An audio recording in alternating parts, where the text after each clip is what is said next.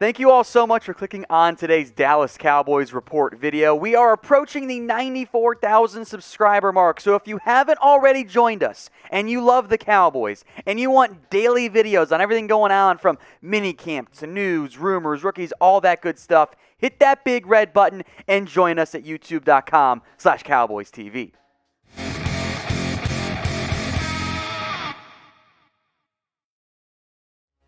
We're talking Dak Prescott to get things going on the Dallas Cowboys Report. Is his rehab on track?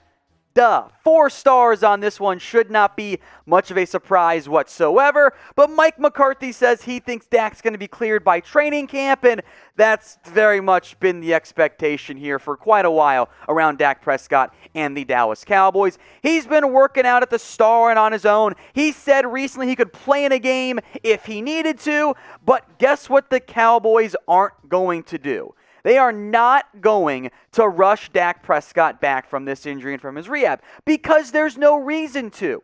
It's, you've got months until the season really gets going here. You're traveling out of the country, for example, but you don't need to have everything packed months in advance. You could do it a couple weeks before, but you kind of want to make sure everything's in line in terms of your finances, blah, blah, blah, if you want to go with that comparison. Now, here's what Mike McCarthy had to say when asked about Dak. I think this week in Phase 2, which we'll explain in a minute, will be a nice step. He'll do most things. There's a plan in place that's coordinated with athletic trainers Britt Brown and Jim Maurer and the training room, so I know he feels really good. He's had some really excellent workouts here in the last couple of weeks. I see him doing most of the work. Now, the stuff Dak's not going to do is like contact. He's not going to get hit in training camp. They're going to really limit him there. I'm sure he'll do some 7-on-7, maybe even some 11-on-11 stuff as well. But the Dak Prescott rehab has been going according to plan after a bit of an early setback when he had that second surgery. But that's because Dak, I think, was pushing himself a little bit too hard. If anything, the training staff has had to make sure Dak didn't overwork it. But he's been working out at the Star. He's been hanging out with the boys in the backyard with his football field back there as well, outside of the normal Star workout stuff. So everything's going pretty well for Dak Prescott. Nothing to be concerned about as we currently sit. Now, here are the key offseason dates coming up in the not-too-distant future for Dak Prescott. Phase 2. Workouts, May 17th to May 21st. That's coming up on Monday. They begin Phase 2, which is kind of more of the, almost like a walkthrough type of workout stuff. It's not going to be too involved, but that's the process there. OTAs, they got May 25th, May 27th, June 1 and June 3rd, and then June 7th to 10th as well. And then mandatory minicamp is on June 8th to 10th, with training camp then coming later on in July, maybe around like the 21st, maybe the 25th, somewhere in that range. That mid to late July time frame is when training camp will get going, and you'll see Dak pretty much at 100%, but he's going to be heavily involved in all the stuff he's been able to throw and work out with players so far.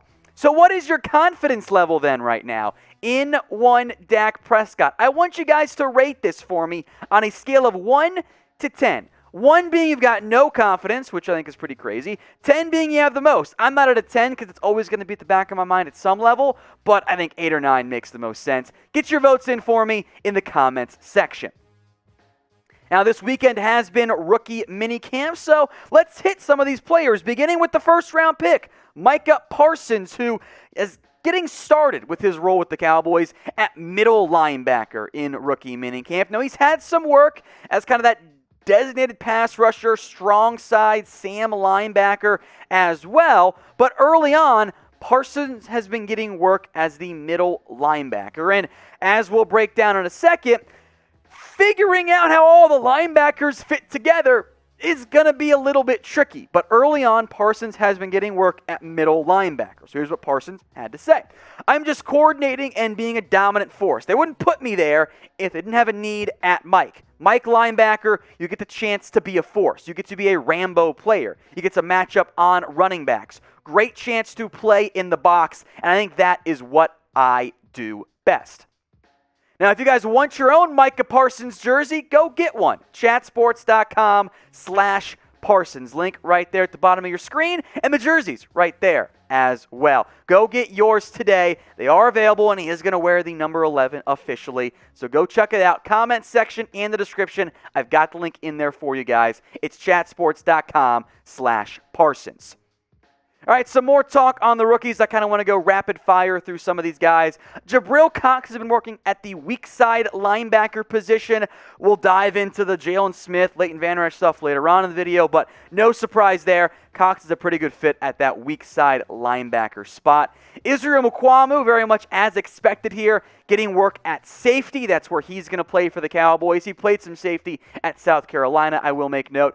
Matt Farniok, who actually mostly played guard at Nebraska, he's getting work at center. And I think that does make some sense with the way the Cowboys roster is set up right now, especially at minicamp. Not really a good and obvious center on the roster right now, so it makes sense he's getting most of his work there, but he'll be an interior guy for the Cowboys this season. And then I did want to make note of Nahshon Wright, who said he reached out to Richard Sherman to make it clear that he wasn't trying to throw shade or whatever at the former All-Pro corner when he said he thought he was a better version of Sherman, which I love the confidence. I really do. Probably a bit unrealistic there, but he and Sherman talked it out. Everything's good there, and Sherman offered to help mentor Wright as needed on top of that. So we didn't mention every rookie there, of course. Kelvin Joseph, not really discussed much. But let me know in the comments who your favorite rookie is. And we will spend plenty of time in the coming days and weeks and months breaking down this rookie class here at the Cowboys Report. Get your votes in for me who your favorite rookie is. Let's talk a different type of camp now. How about training camp for the Cowboys? Is that going to be in Oxnard? I'm going to give this one 3 stars. And I almost made it 4. I decided to round down there, but we're at like 3.5 or whatever. This does appear to be the likely outcome for Dallas and training camp, as Jerry Jones says the Cowboys are confident that training camp is going to be able to be held in Oxnard. That's what everything is trending towards right now. Systems go was his phrase that he used there. Now, this has not been finalized at this point. They still got to work through the city of Oxnard stuff, facilities with where they're at, and figuring out, too, if fans are going to be able to be in attendance. But it does seem very likely that Oxnard is going to be the host of Cowboys training camp. So back to some normality here, if you will, for the Dallas Cowboys. Now, the key off-season dates, as mentioned, May 25th. We're getting closer there to the start of OTAs and mandatory mini camps. And then June 10th, that time frame will kind of wrap up. Then some time off. And then late July, the start of training camp, which, as we sit, feels like it's going to end up being an Oxnard for the Cowboys. And then, oh, by the way, the Hall of Fame game this year between the Cowboys and the Pittsburgh Steelers. So do you guys like having training camp in Oxnard? Get your votes in for me in the comments section. Type Y for yes, you enjoy it, you love it, you have a good time there, or you enjoy it being there, or no for you don't. Maybe you're a local guy and you want it to be at the Star or in Dallas. Get your votes in for me, Y for yes or N for no. All right, back to the linebacker side of things here. Cutting Jaylon Smith continues to be propagated by Bleacher Report, and it is fake news. They are wrong with this one. They keep putting out the article of one big player who could be cut or whatever, and they keep mentioning Jaylon Smith under the idea of, hey, the Cowboys could save $7.2 million if they cut Jaylon Smith. Except for whatever reason, the Bleacher Report people haven't updated their numbers in months. Jaylon Smith's base salary this year, guaranteed back in March. Because of that, if the Cowboys were to cut Jaylon Smith as a post-June 1st cut, they would save a grand total of $0. So the minute that Jaylon Smith's fifth-year option guaranteed, or not his fifth-year option, his base salary, this year, guaranteed, he was making this team, barring a trade. They could save $7.2 million with a trade. I don't know who's going to pick up Jaylon Smith's contract, though, right now. So cutting Jaylon Smith is not possible. It does not make any sense for the Cowboys. You're better off keeping him because he'll at least help you a little bit if you're going to pay him the same amount when he was on the team or not. Now, with Jaylon Smith, the tackle numbers have been great. He's always been able to be a good tackler. When he's in the right spot to fill his gap, he normally does a good job there. Coverage continues to be an issue for him. Covering tight ends, covering running backs. It's not a good area for Jaylon Smith. And that brings up the main point I want to make this now. Figuring out how these linebackers get deployed is kind of tricky. For the time being, and we'll change this and go back and forth, I'm sure, we'll put Jaylon Smith at the strong side linebacker spot, Micah Parsons at the middle, Leighton Vander Esch at the weak side linebacker position. Keanu Neal, Jabril Cox are better coverage guys than some of those starters on this list. In fact, the Micah Parsons, Jabril Cox tandem kind of works pretty well because Parsons can blitz and Cox is much better in coverage. Their strengths and weaknesses match up pretty well.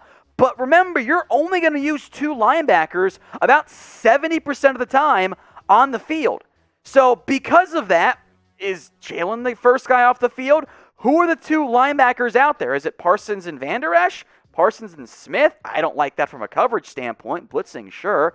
Is it Keanu Neal and Parsons? Keanu and Leighton Van Der Esch? So figuring out that linebacker rotation is going to be pretty interesting for the Cowboys this season.